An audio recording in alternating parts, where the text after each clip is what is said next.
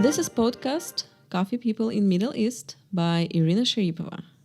Here I speak with coffee professionals in Middle East, how to grow in the coffee industry, about glory and failure, and also I take opinions about coffee culture, personally from coffee people.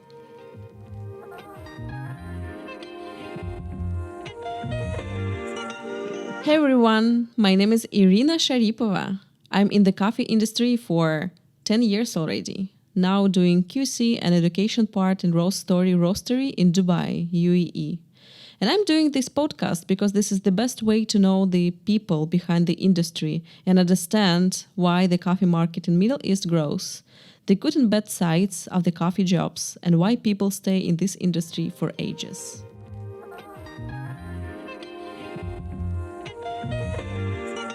Thanks to our sponsor, Brewing Gadgets Company, which is based in Dubai, the biggest warehouse of coffee equipment. And if you're really into coffee and you need any coffee equipment to buy, go straight to their website, brewinggadgets.com, or directly to the warehouse and be ready that they have everything what you need for professional or home brewing.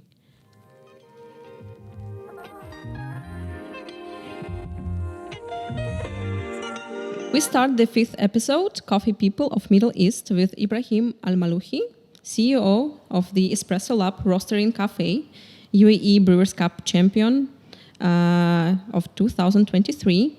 By the way, congratulations on your recent winnings, by the way. And how do you feel? Have you realized already that you're a winner and you will represent your country on the world stage? First of all, thank you so much for this introduction, and it's glad to be with you guys here in this episode. I hope it will be fruitful for you and for the audience. Absolutely. Alhamdulillah, I'm extremely proud about this winning. It's pride to represent the country and the specialty coffee scene in the whole world. Yeah, wow. So I'm curious, before we start speaking about your competition path, my curiosity is about how did you decide to open coffee business here in UAE? What inspired you and why coffee? Besides I know that Arab people like coffee, but why coffee shop? Did you think about only coffee shop, or you already knew that it's going to be a huge project with the roastery? So there is two parts of the story. Mm-hmm. Part one is coffee is part of our historical United Arab Emirates. We love coffee, and we grow up like roasting coffee in the house, drinking it. So this is part of us and part of our culture. And I would like to thank Allah yarhamha, like my grandmom who passed away a long time ago, for allowing me to be enthusiastic about the coffee. But the second part also, since I was a kid, I always dreamed to open my own coffee shop. And in fact, in 2014, I applied to Dubai SME to open my first coffee shop. Like before you see all of these coffee scene in the whole country, my application was rejected. Why? For no reason. The reason was it's still not ready, it's still not sure, because I was looking for some fun to open the whole business. Mm-hmm. And but later on I kept doing my research till I fall in love with coffee, to know more about the coffee, more about the specialty coffee. And I visited I had a small incident in New York. Mm-hmm. In 2006 I was with a very dear person to me, so we wanted to drink coffee. Mm-hmm. But they did not allow us. Then we find a small coffee shop. Okay. It's called Feka. Okay. And it was a huge line, it was very small place. Anyway, we started in the line. We waited till our turn. We ordered 2 milk-based drink. The moment I drank the coffee, it tastes really full of flavors. Mm-hmm. So I asked the barista, please tell me what's this? He said, this is coffee. I said, I know it's coffee, but what's the unique thing about it? He said, it's specialty coffee. Wow, it was 2006. Yes. Oh my. Then I asked the guy, okay, can you tell me more, what is specialty coffee? Mm-hmm. He said, Google it. I remember I took a picture and I said, okay, I know what I want to do. I want to open a specialty coffee house. Then I did my research, searching about specialty coffee. I applied for some courses. Back in the day, it was SCA America. It was like Europe and America different. So I applied for the SCA America, some courses. So to learn more about the specialty coffee. I did some tour to the farms, documenting everything, doing some road trip, visiting different roastery, different places, just to increase my knowledge. And later on, like when I knew what I want to do, it was a moment to understand the financial behind the operating a coffee shop, like how to open it, how to do it. So this was a challenging by itself. Okay. And I'm coming from information security background. I don't have like, let's say, any financial information about running a business. Yes, I know that I love coffee. I want to open a coffee shop. I want to open a roastery. But to understand the financial aspect behind it, I did not have any clue about it. So I decided to apply for an executive MBA. I applied for City of London University in London. We did the executive MBA there. And the first day I said, like, the professor said, like, why are you guys here? I said, I'm here to open a coffee shop. Of course, everyone laughed. Yeah. But alhamdulillah, I'm very proud, alhamdulillah, very happy that we opened the Espresso Lab in 2015. And alhamdulillah, it's doing very well. So it was huge path, I think. So since 2006, when you tried the first specialty coffee, then till 2015. Yeah. So it's a very good way because you investigated a lot. You invest lots of your time, money to do the huge project of your life. Yeah. So back then, there was how was the coffee scene before 2015 in UAE? You were the pioneer, or? So let's go back to that time. At that time, it was there was some places where they roast coffee. So at that time was we had Raw, we had Coffee Planet, I see. Bond Coffee, and Retro from Coffee Retro. So these people were there in Dubai. They used to do their own roasting, and also Kahraman. Kahraman was there also. Yeah. But the type of coffee that they were serving and the type of is totally like different. So they were, let's say, they were catering for a different segment in the market. When I did my research, like how to enter the market, so I wanted to enter the market in a different way. So I remember, like in 2008, I said, okay, if I want to open a coffee shop and a roastery, what's the unique value I should bring to the market? What's my unique selling proposition? How I want to position myself apart from the other? So in the business, there is something called red ocean and blue ocean. Yeah, absolutely. So in the red ocean is where everyone is competing, everyone doing their thing. And the blue ocean, where you create something new, and you only compete against yourself. Yeah, it reminds me of the book Strategy of Blue Ocean, right? Yes. Yeah. So actually, I used that book as a starting point for my plan. Yeah, cool. So I said, okay, the first thing I'll do, I'll make sure to source fine, highly graded specialty coffee. So I made sure to build a relationship with the farmer before I opened. The second thing I said, okay, how to serve the coffee. Like I will serve the coffee like in a tray, spoon, sparkling water on the side. The look and feel of the barista, that well educated, well trained, especially like wearing the apron. Number 4, like every coffee we serve it like with the information. Like the coffee from this origin, this is the variety of the coffee, this is the tasting note. Number 4, the pricing. I introduce a new pricing model. Like, okay, this is my pricing, how we are planning to sell the coffee. And we started from there. Alhamdulillah, it did well. Wow, that was impressive. So how did you feel when you first opened the coffee shop for guests? And do you remember first customers? Who were they and how it was differ from the current audience right now? Okay. So I have to take it back first to 2006. Yes, please. In 2006, I pitched the idea to my friend. So we're sitting in a place, all of us. Then I pitched the idea to them. I said, guys, how you will feel if you enter a place and we have like different coffee from different countries, and you have the tasting note for all of these coffee. Will you go there to drink coffee? Everyone said, no, it will fail. It will never work. It will be very expensive to operate it. The operational cost will be extremely high. So they start like throwing all of these, I will say like the negative vibe. Only one person. He said it's an amazing idea, but I would love to see how we are planning to execute it in real life.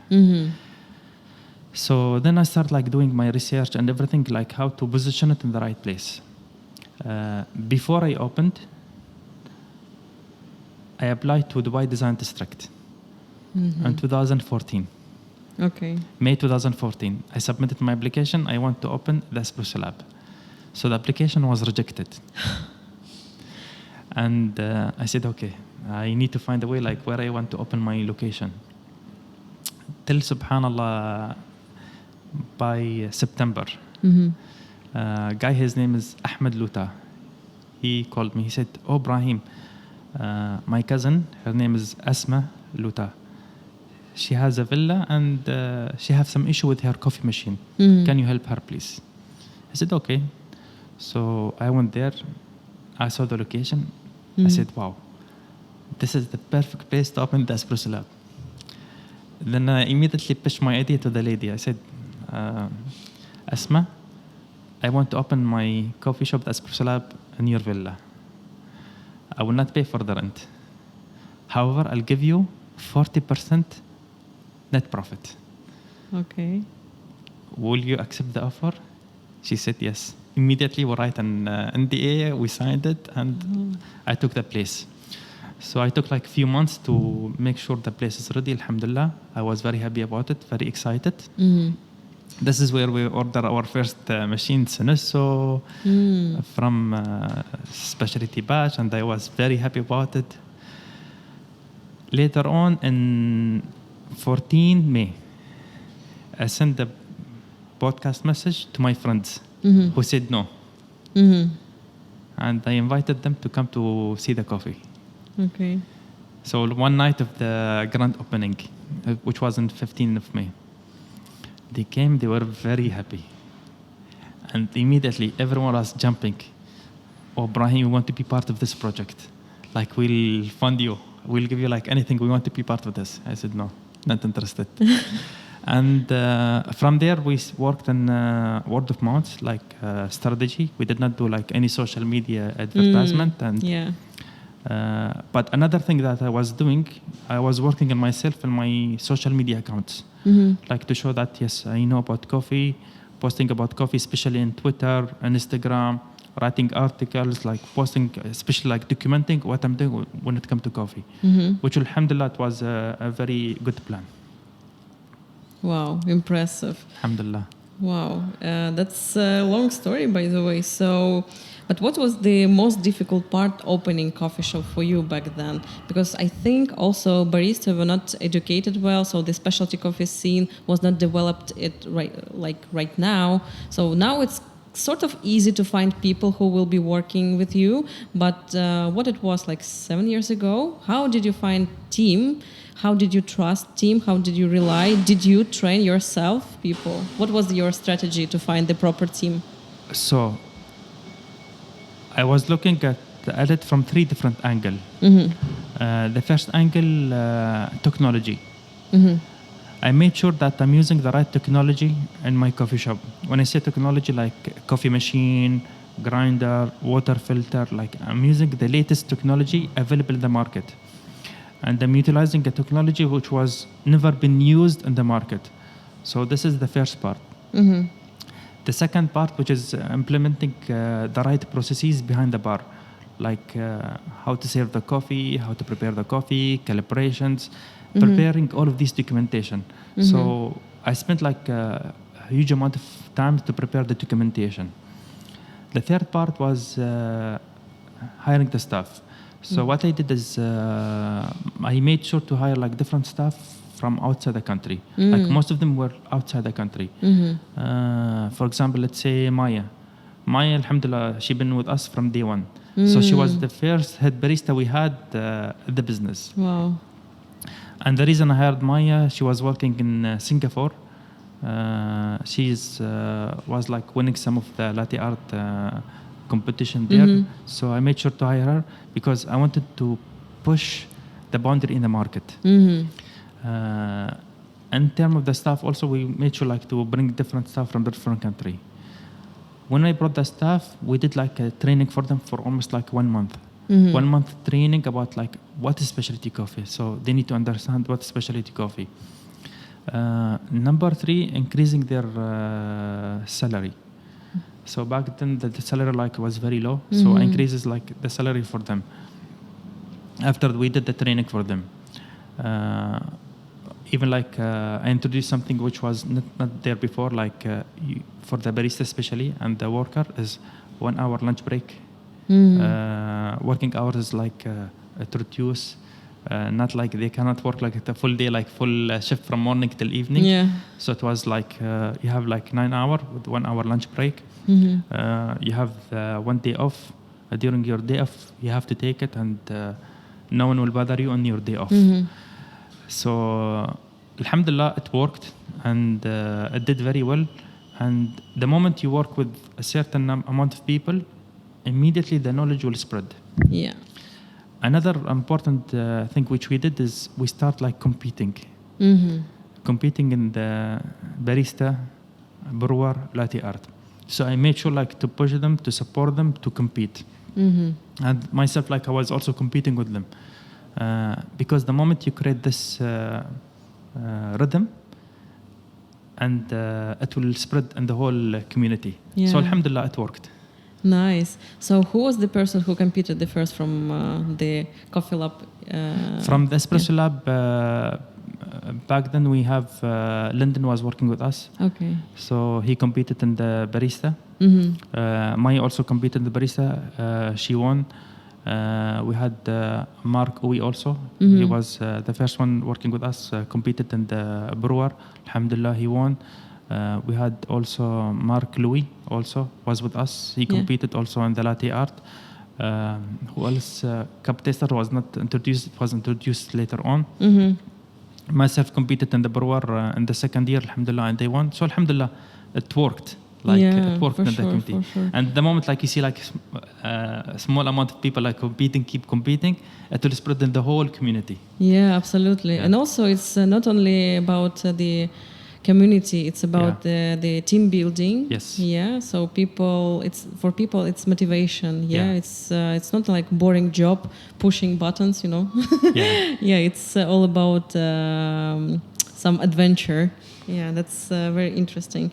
So, do you have maybe some funny stories at the beginning of your coffee career? Maybe, you remember something, what was like awkward or strange, but now you're just laughing because it was the beginning of your coffee journey. So, let's say I have maybe 2 or 3 stories. Okay. The first one is when we first opened, our price for espresso was 20 dirham. And alhamdulillah, till now the price is the same. We only change it with the VAT. Yeah. So back then in 2015 it was 20 dirham. So people used to come and they said, we want espresso. And we said, yeah, it's 20 dirham. And they said, oh, it's very expensive. I'll go somewhere else, I'll pay 12 dirham. I said, okay, you can go. You want to drink, you can drink it. Some of them, they kept asking for sugar because I had a policy, no sugar. Yeah. No sugar. So they were very upset about it.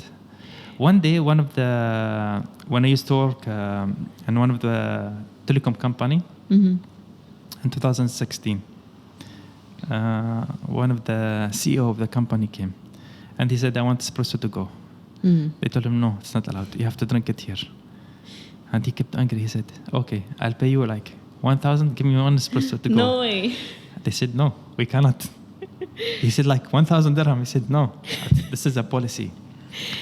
Another funny story we had with one of the customer.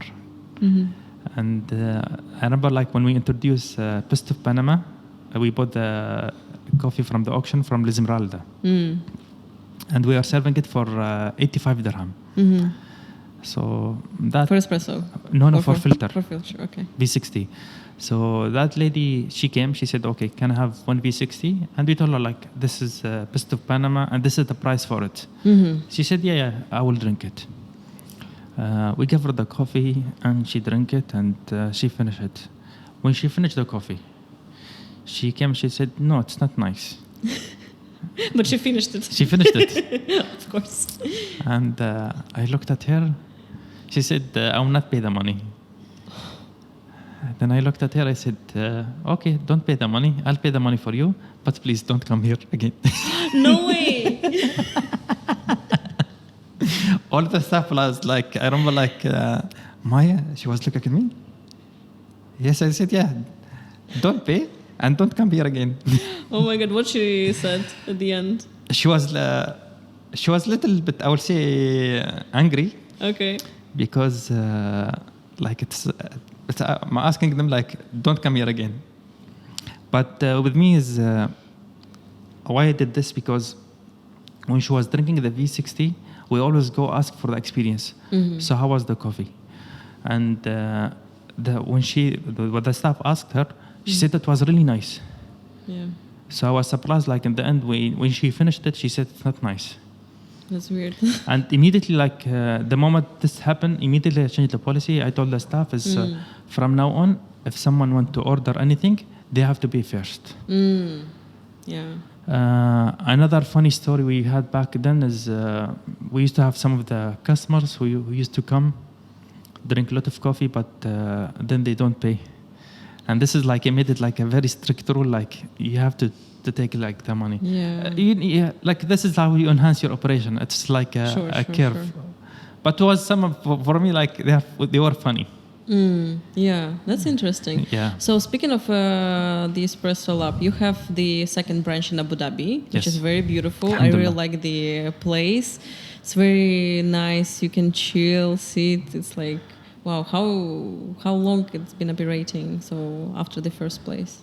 So for Abu Dhabi, the good story with Abu Dhabi is they approached me like from 2015. So they tried our coffee and they've been asking me to open in Abu Dhabi. And I learned something that always keep the door open, don't close it. So when they approach me, they offer me different location. Okay. And every time when they give me a location, it does not fit my vision for the Espresso Lab. So I used to say like no, but I say no in a very good way. And I remember like one time I was going back home in September 2018. Was the September 2017, going back home. Then one of my friends called me, said, oh, Ibrahim, we want you to open in Abu Dhabi, and this is like the final location. And you have to look and see it and give us your answers very soon. I said, inshallah. So anyway, I went, I saw the place. It was in Qasr al-Hassan. It was only like before they built everything, it was only like in the floor plan and the design. Immediately I said yes. So it took us almost like 1 year to design it, build it. But alhamdulillah, I'm happy. I'm happy about it. It's one of my favorite location. Yeah, absolutely. It's very nice. Yeah. You don't feel like, you feel like somewhere in different country even. Yeah. So nice. Yeah, I wish to visit again. Impressive. So any other plans for opening the other location here in UAE or outside of the country? To be honest with you, there is another location we are planning to open in United Arab Emirates, but I cannot disclose it. But it will be in after 2 years. Okay. Yesterday I signed the lease contract. Oh, nice! Congratulations. Thank you so much. Alhamdulillah. So the new location will be like a very prime location in the whole country. Wow. And personally, I'm extremely happy about it because I think this will be an excited project. And any other location, no. But we are planning to push our wholesales from the Espresso Lab roastery. So as of today, we have the Espresso Lab Dubai, the Espresso Lab Abu Dhabi, and the Espresso Lab Roastery, where I'm trying to work a lot to push our wholesale client in the roastery.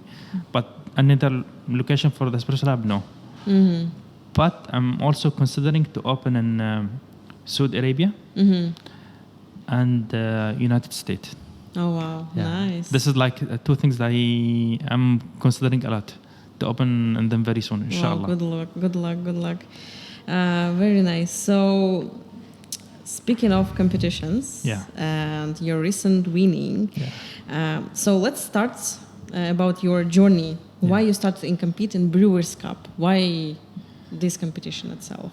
What was the beginning? Why? What was the coffee? Do you remember your first day of preparation? So, I have to tell you a story. Yes, please. My wife nickname challenged me. And she kept challenging me from the first day we met. Okay. Both in life and in career. And in life, she made me a very better person. In career, she's very competitive. She's very challenging. She keep challenging me in all the aspect. And this is what I love about her. From my side also, like, she know that I like competition. And with me, like, competition is, if I cannot compete, it's like you're telling me, like, okay, this is the end of my career. And I keep competing.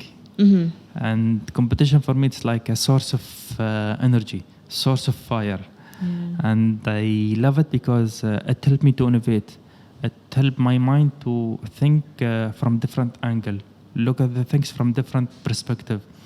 And this is what I like about competition. And frankly speaking, alhamdulillah, since we competed in 2015, the Espresso Lab, myself or the team, we always learn something new. And the learning is never ended. So this is why we keep competing. And maybe you'll notice that every year I always go to the competition. Even if we're not, let's say, the winner, but I always go there. I spend my time behind the stage with the champions from all the country to make sure that I learn as much as I can. Absolutely. So I love it. It's like, it's fun. The championships are the ruler of the coffee industry. Without it, I think industry will be very slow. True. It gives a lot. I agree with you.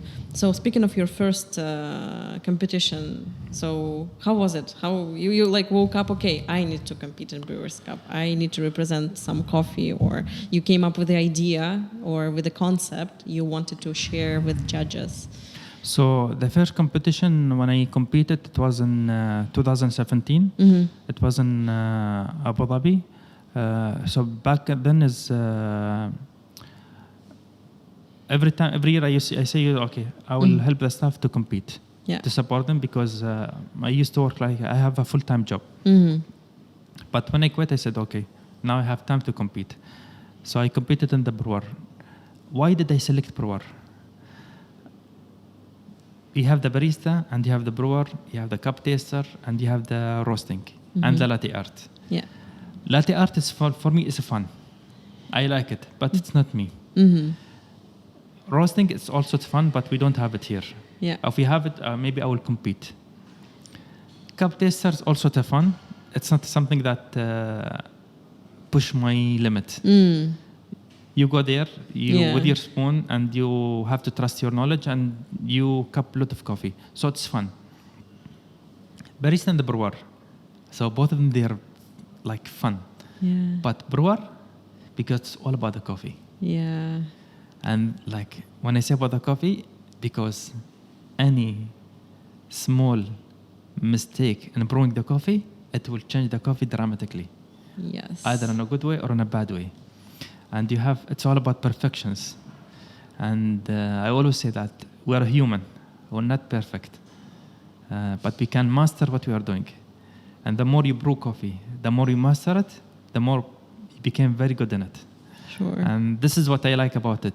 And like the latest one, that when I competed, I remember like I was going to the roastery at night, and no one is there.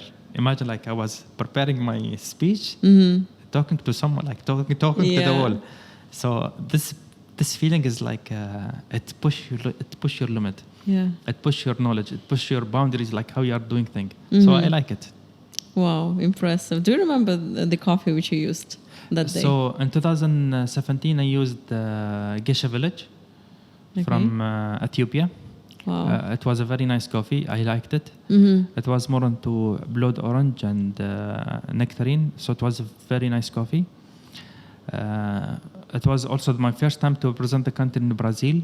I was happy to go to Brazil. So you won. You first Yeah, competed? Yes, Yeah? I competed. I won. And I you went to won. Brazil. Wow. When I went to Brazil, it was a different experience for me. It was like everything moving very fast, and like energized. Yeah. And alhamdulillah, I did very well in the compulsory. And the open service, I had only one challenge is with the kettle. Oh, what Because happened? of the power or something. And I plugged it to the wrong power. Oh. And I realized this when I was doing the presentation. No. With me is mistake is a lesson learned for us. Yeah. So we did not make it. But if you ask me, alhamdulillah, I'm very happy I did that mistake. Now, if you ask me, yes, back then I was very sad. But now when I looked at it back, I'm very happy I did that mistake because it helped me to be who I am right now. Yeah, absolutely. So I learned a lot. You shouldn't regret about the past because, everything teaches you. Yes. Yeah, for sure. But alhamdulillah. Yeah, good. Then you competed after pandemic, right? Yes, immediately after the pandemic, we competed also. Actually, after Brazil, immediately I competed back. I competed again in the brewer. Yeah. One of my team were the first representing us in Boston. So I competed. I was the second. I used coffee from 90 plus. And by that year, the same coffee that I used in the national, it won the award. Really? So that year, that coffee, we only two people have that coffee. It was us and the champion from China. Oh, I see. In Boston. And that coffee was so limited. It was very nice. Yeah. Till now, I remember the tasting note for that coffee. It was banana. Wow. Banana liquor. Like till now, it's like it was one of my favorite coffee actually. Then immediately after the pandemic, we competed. The same thing. We won. It was one of my team members and myself. So she was first and I was second. I used the coffee from 90 plus again.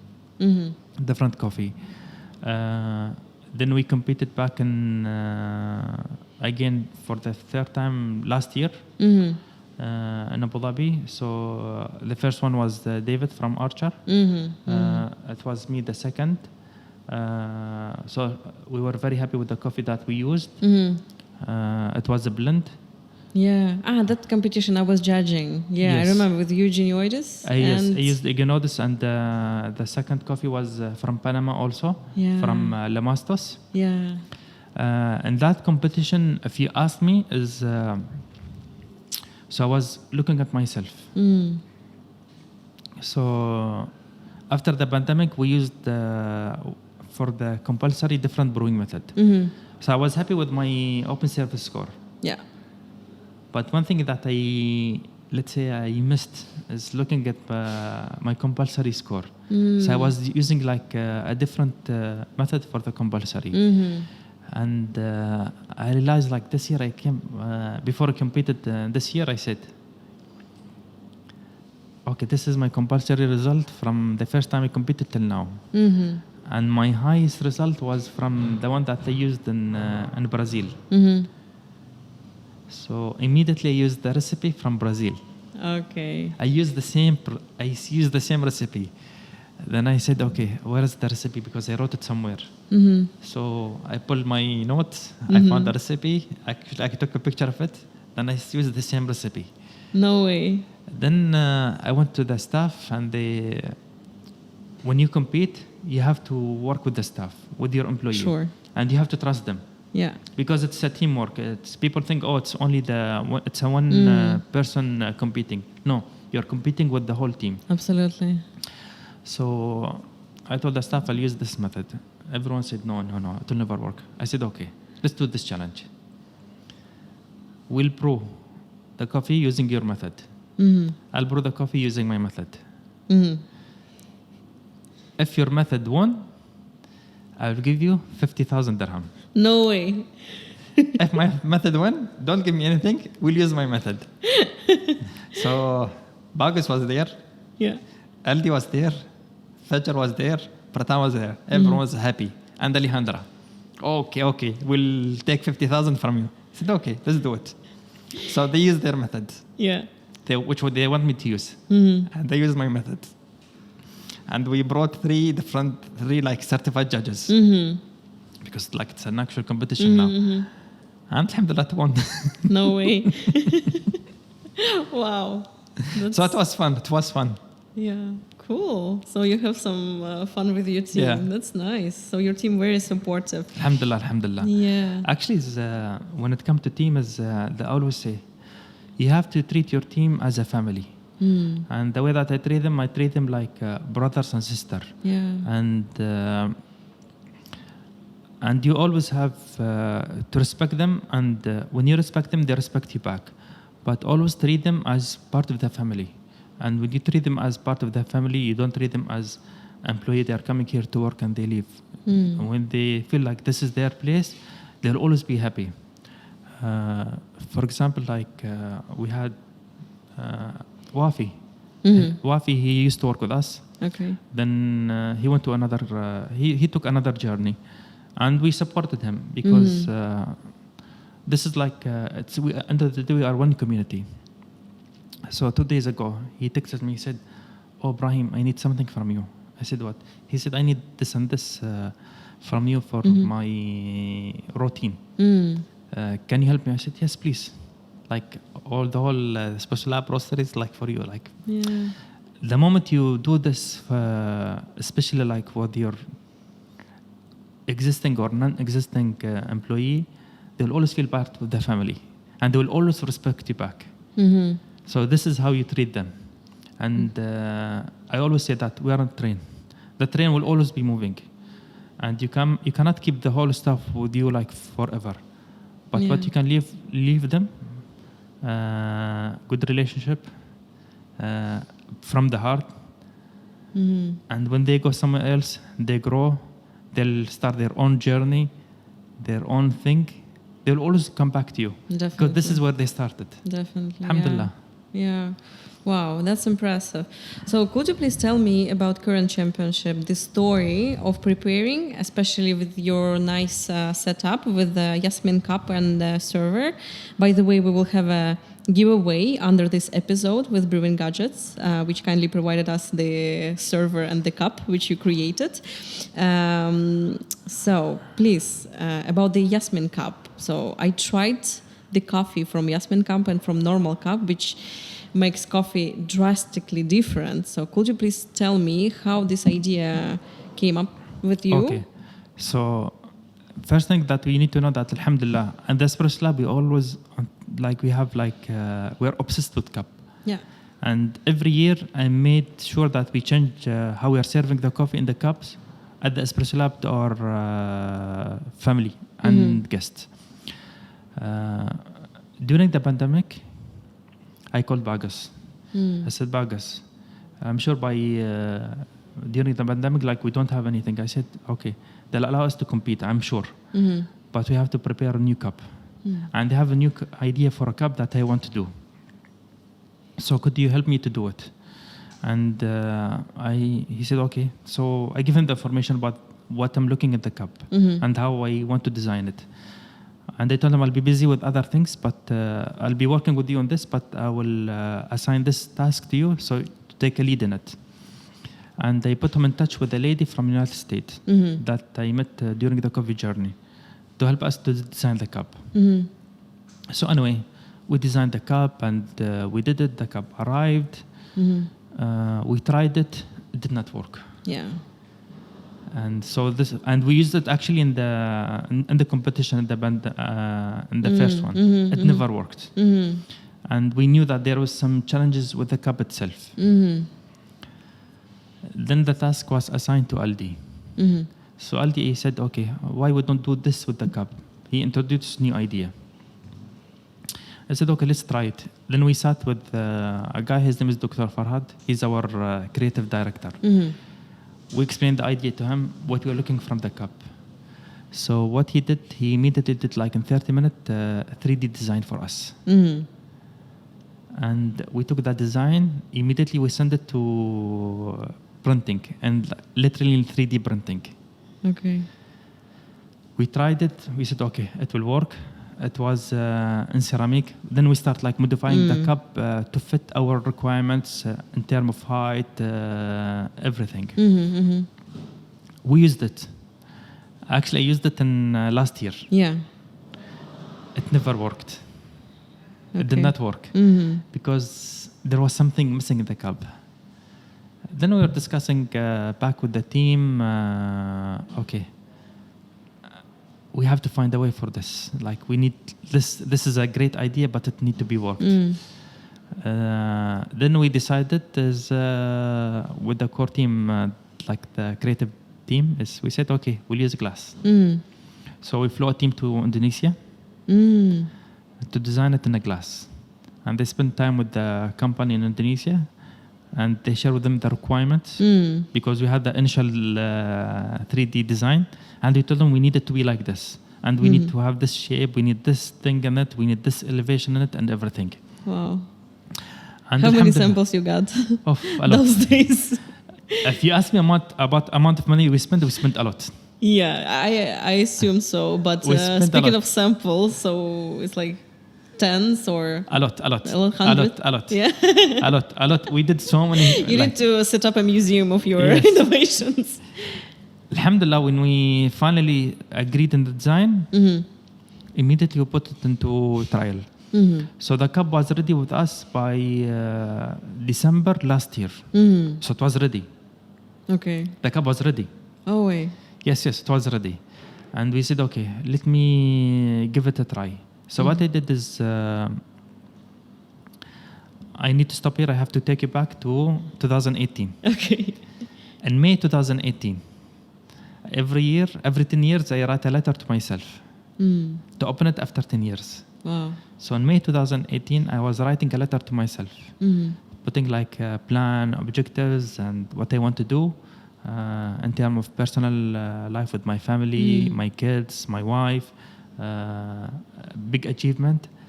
But in the second paragraph, I wrote, Jasmine will be an important person in my life. Even when I wrote that thing, I don't know why I wrote it. Anyway, I sealed the letter and I closed it to open it after 10 years. Then I told my wife, I said, her name is Rasha. I said, Rasha, I wrote in the letter that Jasmine will be an important person in my life.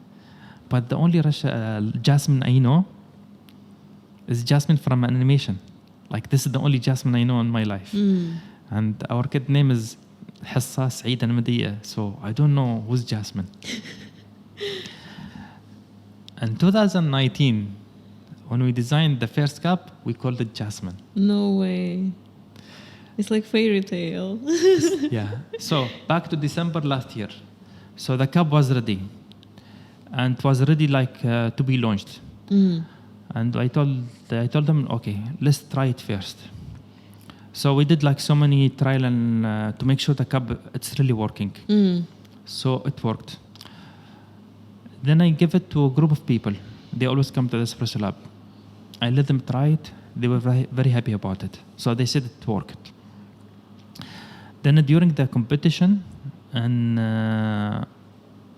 Melbourne last year, early this year, and I met Thomas from Czech Republic, and they gave him the cup. I said, Thomas, can you try the cup and give me your honest opinion after the competition?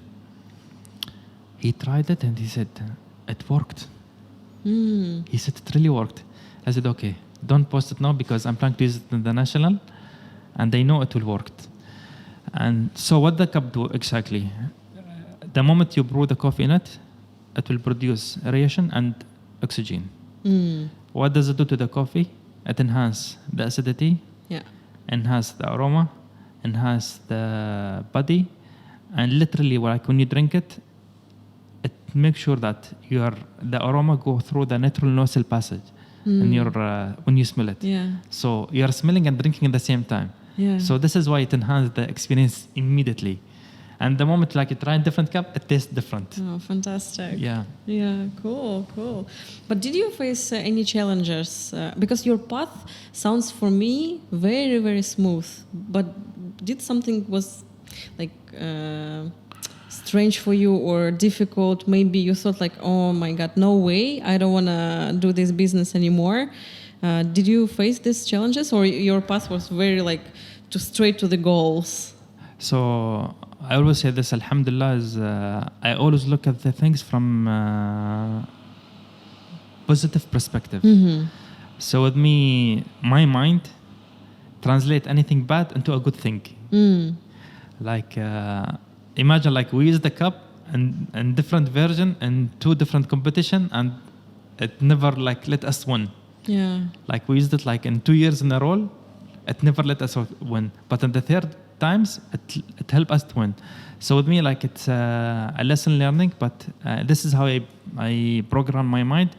Anything negative, I translate it to something positive, that there is some reason behind it. I might not know about it now, I will know about it later. Yeah, agree. Yeah. Nice. So you are very inspirational, and I think you have personality traits, of leadership. Maybe you can share, where did you get it from? You read lots of books, or maybe you are surrounded yourself by very interesting and leaders around you. So what gives you like that? So alhamdulillah. So I grew up in a family. We have 11 siblings. Wow. And I was in the middle. Okay. So imagine like you're in the middle, and you have 4 people like older than you, and you're always in the middle. And there is like, so in terms of how you grow up in the house, is you'll not have the full attention like the elder and the smaller. Mm-hmm. So you'll always like will be in the middle. When I was a kid, I said, okay, I need to be different from my brothers and sisters. Mm. So how to be different? Then I said, the only way I can be different by education. Mm-hmm. So education is one part. Another thing is to spend more time with my grandmom, my parents. Mm-hmm. So imagine like in the vacation, everyone is sleeping. Mm-hmm. With me, I wake up early in the morning. And I made sure that I always wake up in the morning. Mm-hmm. Like since I was a kid, always I have to wake up in the morning. Because I know my grandma would wake up very early in the morning, so I wake up in the morning. Yeah. Anything she need, I'll go with her. She need to go to the shopping, fish market, vegetable market, I will always go with her. I will always go there. Anyone will go, I will always be there. Like you'll find me everywhere. Wow. Another thing is I kept reading. Mm-hmm. I read a lot of book. Yeah. And my father, he always used to tell us a story about like a different leader, like from the whole, like from different time. So I used to read like about all of these leaders. So I said, this is the only way that I can be different among my brothers and sisters. And I have to change myself to be a better person. Like imagine like you're looking at yourself in the mirror. As a person, the only person who will be honest with you is yourself. Yeah. And you have to be honest with yourself. Okay, I don't like this about myself, so how I can turn these bad things about me into a good thing?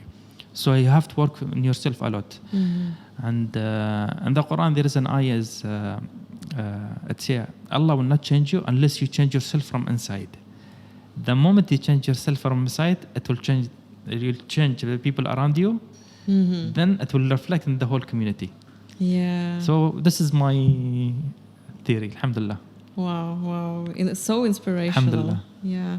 So definitely, I would love to know about your connection with Panama. So you use this coffee for competitions, so you traveled a lot.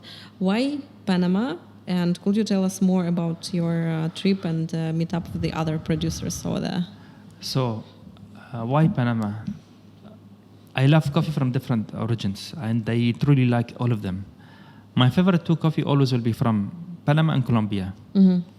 But Panama is very dear to my heart. And it will always be very dear to my heart. And I love the Panamanian people, and I love how they treat their coffee. And I remember, like, when I went to Panama, I was the first person to enter Panama to visit a farmer. And Lamassos Wilford, the father, the senior, he can tell you this. I visited like most of the farms in Panama before, like, no one visited Panama. Like, I used to go there from 2015, 16, 17. Like, I visited all of them. Wow. And I built a relationship with all of them. So I love them. And Panama, they have a lot to give to the community. And the moment you work with all of these farmers, they'll always give you the best coffee that they produce. And especially, like, if you look at Panama, they have Volcan and Boquete. Yeah. And they always say, yani, subhanallah, like, Boquete, you grow anything in it, it will taste nice. Yeah. I throw anything there, it will taste nice. naturally, it's nice. Of course. So it's like heaven. They have like blessing from Allah. I think it's anything they produce, especially Boquete, not Volcan is quite hard. Okay. But Boquete, you plant anything, it will taste really good. Saint land. Yeah, and like all of them, like especially like Lamastos, L'Esmeralda, Abu Coffee, Longboard, like all of them, mashallah, you have a lot of them. Pampito, like mashallah, they have it's a good coffee. Their coffee is really amazing. Would you like to have your own farm over there? And Panama, it's quite difficult. It's very expensive. Yeah? Very expensive. Very expensive. But let's say maybe if I have like 1 hectare, it'll be fun for me. Maybe to retire in Panama, why not? To have your own farm, small house, your own tree. That's nice. That's nice. So I also would like to ask you advice for competitors. So what is the secret of successful performance? Maybe it is about mentor, it is about team, it's about coffee. What do you think is the success of the finals, or even to be a winner? Okay, so it always go back to you as a person. The first thing is like you as a person. If you want to go there to present your coffee to the judge, you have to make sure that you're giving them like the best coffee that they will ever try. So you have to put your personal experience in that coffee. Yeah. So selection of the coffee is very, very important. Another important factor, always trust the judges. Always. And don't say, oh, the judge, they wrote this for me. The judges don't know. The judges, they don't know what they are writing. I know much better than them. No. They are there. You have to respect them. And you have to keep in mind, end of the day, they are a human. Yeah. And human do mistake. So don't criticize. Don't say that, oh, they wrote this because they don't know. No, you have to respect what they wrote. Oh, such a good words. Yes. Even if something it went against you or it was not in your favor, always respect them, because there is a reason why you did not win. So don't blame them. Like don't throw the blame on the judges. You have always to respect them. And the moment you keep this in mind, oh, I have to respect the judges, I have to treat them differently, the moment you'll find yourself shining. And when you present the coffee to them, because you are presenting the coffee to the finest judges, so make sure that you have this. Yeah. Number 3, the team. You have to trust your team. Absolutely. You have to trust your team, and you have to trust them blindly, like literally blindly. Like you have to trust what they do, especially the day of performance. Yes, the day performance. Don't argue. Don't say anything. Just trust them, and because this is your team, and don't say, "Oh, I don't know." No, just that's it. You assign the roasting to someone. That's it. Like for example, like with us, when it comes to roasting competition, we know Bagis Pratama, they roast the coffee. We don't argue with them. We don't interfere because they are the subject matter expert. When it comes, let's say, for a speech, give it to someone to review your speech, but you have to write it first. Write your own speech. Yeah. Give it to someone to enhance it, to add something to it, because it's a teamwork. Yeah, it's like a play in theater. It's a play. Yeah. Some competitor on the road, we did this by ourselves. We train. No, and you have to train. You have to train. Like for this competition, we've been training from January. Compulsory, every day compulsory. Every day compulsory run. Every day compulsory run. Full speech, every day like the full speech. And you have to train a lot. Because this is like, it's a serious business. It's not like, I will sit and relax. Yeah, agree with that. Very nice. Any other advice for competitors? You have to read a lot, and you have to be always honest. Like when you share something, be honest about it, and don't go to the stage and sharing like a drama or anything. Like straight to the point. Yeah. And you have the score sheet. You need to find a way to understand the score sheet and the rules. The moment you understand the score sheet and what does it do, immediately you find yourself like creating the right path to win. Because it's all about the score sheet. Absolutely agree. Don't go there, say all of this drama or I did this, I did that. Don't overthink. It's what will be from my side. Be honest and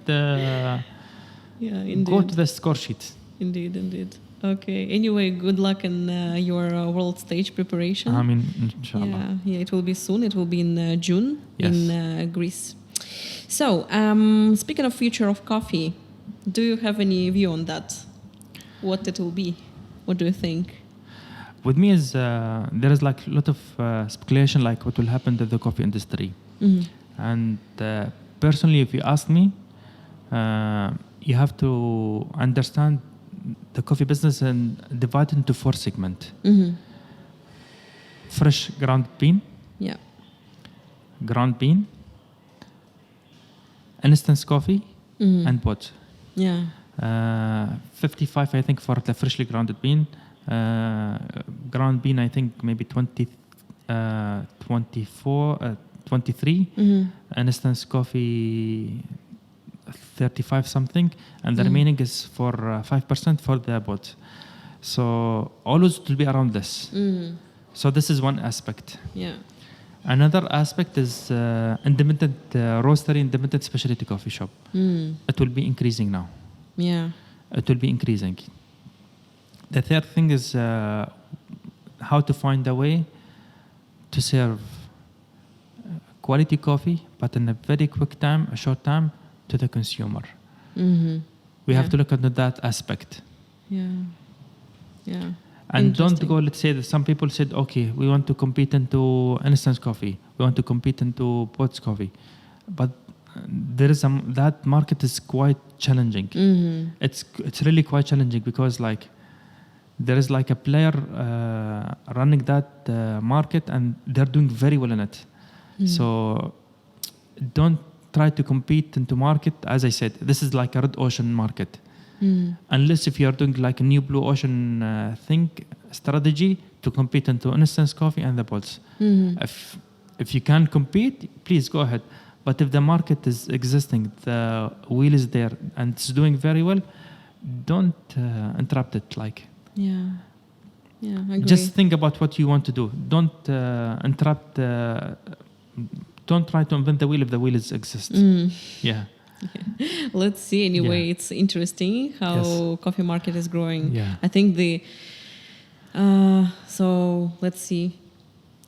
I feel like it's growing very fast now, especially with the technology, with the amount of people who consume high quality coffee, and of course the power is in education and in high quality coffee. Yeah. Like for example, I recently I was in Kickstarter. I funded one of the idea I saw on the Kickstarter. X-Bloom. Have you seen it? No. What is that? I read about it. X-Bloom. X-Bloom is so you'll be able to drink filter coffee through a machine. Okay, how? So you put the grounded coffee in the machine, and it will brew the coffee for you. Okay. It's called Explum. It's very nice idea. Interesting. Yeah. Interesting. Let's see. Anyway, let's move on. Speaking of Dubai, so Dubai market is kind of saturated with coffee shop and roasters.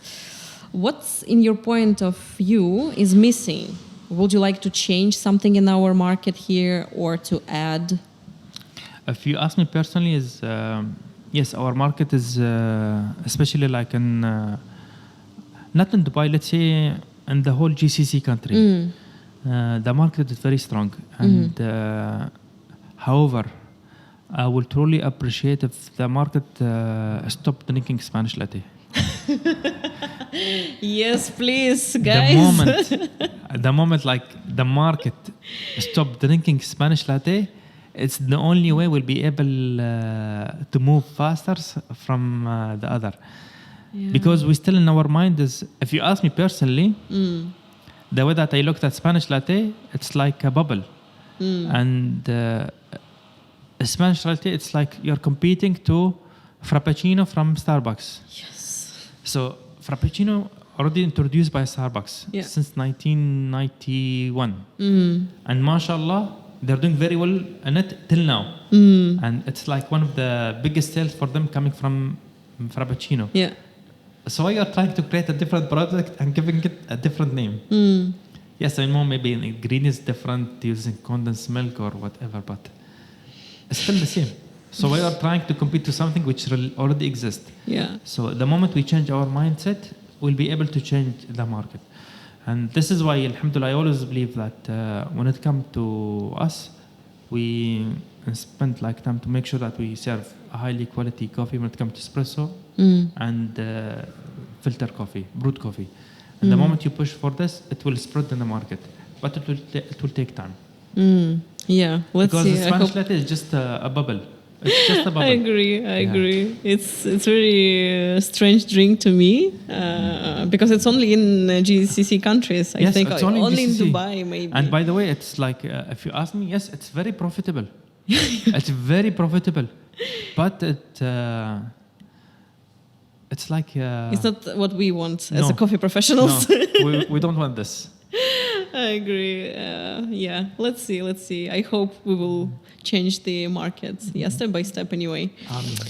Well, to me, you're sort of role model because I really like the way you think, your products, your coffee. It's very inspirational. Maybe you have someone who is the role model for you and who is a mentor for you in coffee industry. Maybe you follow someone and maybe you read some articles from the person. Could you share, please? So, first thing I want to say, alhamdulillah, this is a gift from Allah. And if you ask me, who's my role model? I'm saying it humbly, I'm competing against myself. And I always compete against myself. Yeah. And trust me, like I'm very determined, but I always keep pushing myself to be a better person. And but alhamdulillah, like also I'm surrounded with a very supported wife. So my wife, she's a doctor, by the way. Graduated from Harvard in the emergency medicine. But also, like when I see her and what she do at work, this is like give me like a very positive energy in the house. How I grow up, my kids, Hassa, Saeed, and Madi, how I spend time with them. And when I see this, I want to be a better person for them to be able to do whatever I want. But I always like compete against myself. If there is a person that I want to compete against, always me. Yeah. Like, alhamdulillah. Sure thing. What makes you feel inspired then? Okay. So this is very deep. But you look at it from different positive angle. We always leave the house in a vertical way. Like we always go from the house in a vertical way. But one day, we leave the house in a horizontal way. And when you say نزلت الوي, this is the day that we will die. And we have to be ready for that day, because that day is like, it's the judgment day. It's like the true day that you cannot lie. So you have to be ready from that day, from now. Don't tell me from yesterday. No, you have always to be ready for that day. And the moment you think about that day and you want to leave a legacy behind you for people to remember you did something good, you'll feel happy about yourself, and you'll be pushing yourself to the maximum to do whatever, to do like unbelievable thing. Because Allah created us in this plant to work, to build, and to leave something for us. It's not for us. What we leave, it's not for us. It's for the second generation who will be coming behind us. So we have to leave something for them to learn from it. And for them also, they will do something to leave it for the next generation. Yeah. Wow, so inspirational. Alhamdulillah. Speaking of coffee job, what do you wish everybody understands about the barista job? Because, some people, I think majority of people think like, okay, barista is just a server, a person who serves coffee and nothing behind that. What do you think people must understand? No, barista, it's like, if you look at us, people who's in the coffee industry, we are helping the economic growth of the whole country. Actually, we contribute to the economic growth of the country. And if you look at barista or anything else, forget the barista, like anyone who work, they are helping the economic growth of the whole country. So if we change our mind that they are helping the economic growth of the country, we'll be respecting them more. Because if you look at the barista, they are coming here. Stay away from their family. Yeah. They are working very hard. And at the end of the day, that they want to do something to leave it for their family. And when you think they are helping someone else, you'll always respect them. But to treat them not in a polite way, no. This is why something is sometimes I would say, like, I feel sad for some of the people. They always come, scream at them, and like they are like slave. They are human. They are human. End of the day, they are human. So you have to treat them as a human. Yeah. And if you talk to them, you smile. Of course, they'll give you the best thing from their heart. Yeah, be equal. It's just a matter of how to smile, and don't enter the place being arrogant or, oh, I need this, I need this. Like, no. Treat them. Yeah, I agree. With happy. Yeah, we must be equal and we must respect each other. It doesn't matter what we do. Yes. So, because everyone does their own job. Yes. Yeah, why you should be biased about, I don't know, floor manager or the barista job. It's the same people. So we just do different tasks. Yeah, I agree with you. So could you please tell me a little bit what you're passionate about in your life, except for coffee? How do you spend your free time? So I love coffee a lot. And I love coffee like, you know that when I pray and my prayer, I ask Allah to have a coffee tree in the heaven so I can allow people to come to drink coffee from me. So I love coffee a lot. Yeah, I love coffee a lot. But how do I spend my time? With the family, especially like with my kids, with my wife. But I make sure that I always go to the gym. So with me, there is something called source of happiness. 7 things. If you do it as a person, you'll always be happy. So the first one is your relationship with Allah. Let's say, regardless what's your religion, any religion you have, in your religion, make sure to have something to do it, but don't tell anyone about it. Keep it secretly. Do something good, but don't tell anyone about it. Yeah. The second thing is the relationship with your parents. Like with my mom, for example. When I travel, because she cannot travel, but she see the world through our eyes. So when I travel, oh, I did this in the farm, I did this and this, I saw this place. Because she see the world through our eyes. And always give them things without asking. Love. And the pure love without any boundaries, love without any expectation. A pure love coming from the heart, especially from the wife. And this is give you like an amazing source of energy. Number 4, always surround yourself with a very positive people. Anyone negative, literally cut them.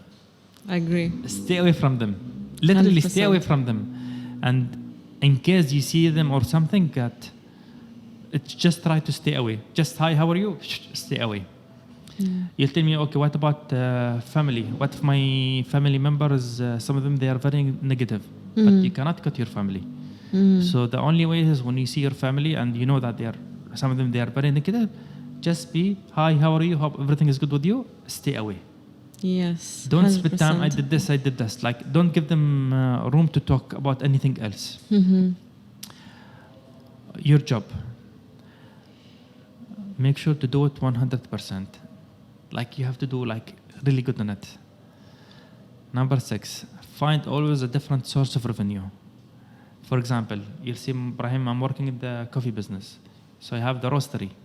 So I have the Espresso Lab D3, which is in Abu Dhabi. This is our retail store. The roaster is our roasting business. So this is different different source of revenue. Yeah.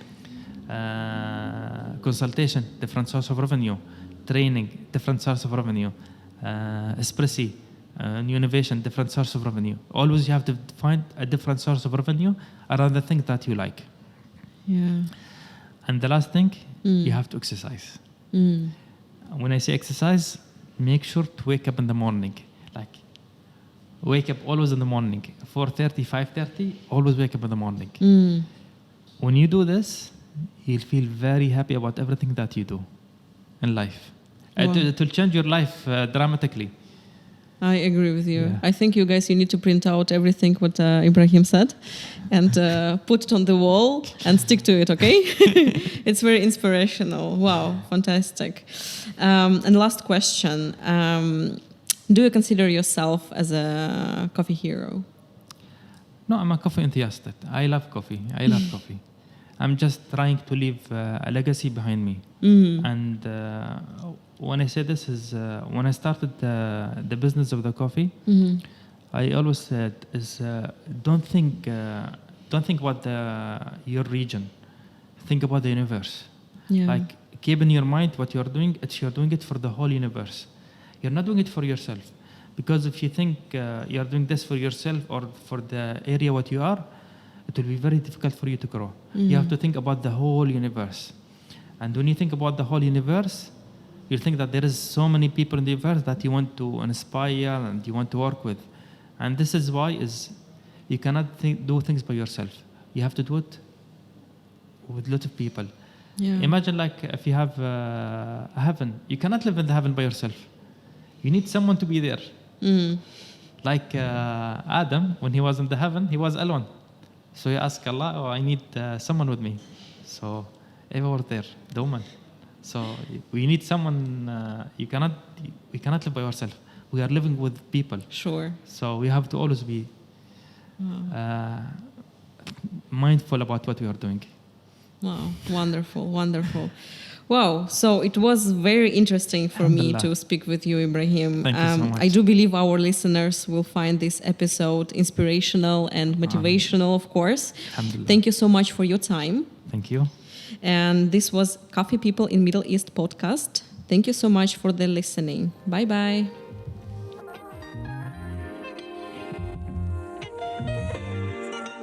Thanks for the listening.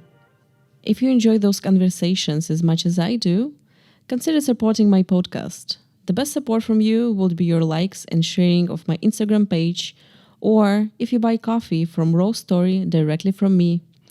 And if you need any education program, either SEA certification or coffee consulting for your coffee shop, please hit me up.